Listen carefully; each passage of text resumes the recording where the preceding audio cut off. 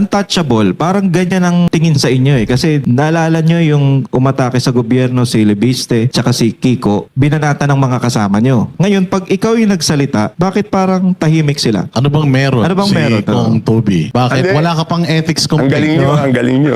Ang galing nyo magtanong ha. namin Noong March 24, napatawag ako noon sa Malacanang. Because nga, yung House of Representatives, hindi pa binibigay yung kanilang listahan. So, namumroblema si Sec. Mina Pangandaman doon. Kasi sabi niya, Mr. President, kinukulit ako ng mga congressman na i-release daw yung SARO. Hindi ko naman ma-release kasi wala yung listahan ng sa House of Representatives. Sabi ko kay Mina, bakit ba ayaw bigyan yung listahan? Sabi nila, wala daw sila noon. Sabi ko, Mina, imposibleng mapasok ang kahit anong item sa budget kung walang kopya yung House of Representatives. At sabi ko, hingin mo ko sino yung proponent. Kasi pag ako humingi ng proyekto para sa distrito ko, dadalhin ko sa distrito ko. Pag isang congressman humingi ng proyekto at dinala sa ibang distrito, sigurado benta yan. So sabi, wala daw, imposible yan. So doon kami nagkausap ni Congressman J.J. Suarez. So siguro bakit yung iba hindi nila ako tinitira? Alam ko magkano yung kanila eh. May hawak ka pala ng ano.